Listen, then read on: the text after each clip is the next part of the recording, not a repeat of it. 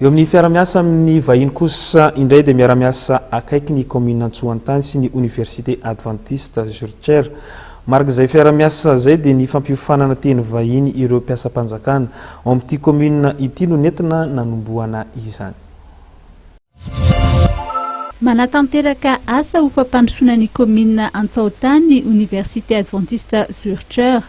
Ho fanomboana ny fiaramiasa dia nanome fampiofanana teny vahiny ireo mpiasam-panjakana ao anatin'ny commune ny université.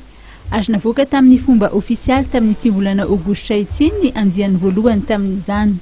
Satria ny université adventiste Zurcher zany miorina atao anivon'ny commune Antsoantany dia mahatsiaro manana andraikitra zahay tao anatin'izay zavatra ka nanantona ny commune milaza hoe inona no azo atao, inona no azonay atolotra mba fanatsarana ny ty commune izay misy anay ity. Nafinaritra fa mifanojo zay satria ny commune ihany koa dia nitady fiaramiasa tamin'ny université ka ny zavatra nanomboanay azy zany teo amin'ny fampianarana ny teny anglisy, ny teny vahiny.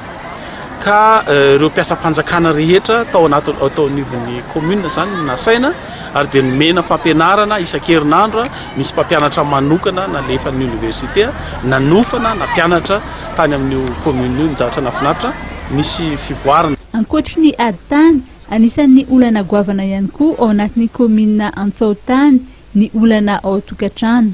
Noho ny ankohonana fototry ny fampandrosoana nanolo-tanana nanome fampiofanana ireo mpivady ihany koa ny université adventiste Zurcher.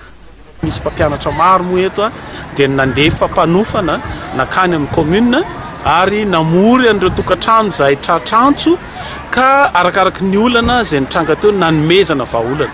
Ny zavatra hitanay dia izao kely loatra ny salataonan'ny tanora lasy vavy miditra ao anatin'ny tokantrano. Ary hita hoe tsisy fiomanana, mbola tsy manana traikefa, tsy ampy fiomanana idirana tamin'izay dia vokany rehefa tonga tao dia nenina ny betsaka dia miady mifamono dia izay zavatra zany tsy maintsy narenina ny verina mihitsy na nofana na mpianatra ny tokony ho fiatrehana ny tokantrano dia ao mpanomboana mandritra ny fotoana izay iainanao aminy ary ny tsinjovana sady ny ainariana ny amin'izay zavatra izay dia nomena izay fanofanana izay nafinaritra misy tokantrano maromaro nanatrika ary araha-maso moa zany izay. Tsy hijanona fa itoy ary isandraka amin'ny sehatra samihafa sy commune hafa ny fandraisana anjara ny université adventiste Zurcher amin'ny asa fampandrosoana ny vondrom-bahoaka itsinjara-pahefana.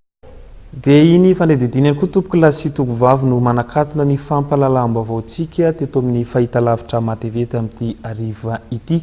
Hisaorana isika tany tokantrano tany na tranjery hatramin'ny farany mamy fotoananao ary ny sampana fampahalalam-baovaon'ny fahitalavitra mateve ho amin'ny rampitso indray. Veloma tompoko lahy, veloma tompoko vavy.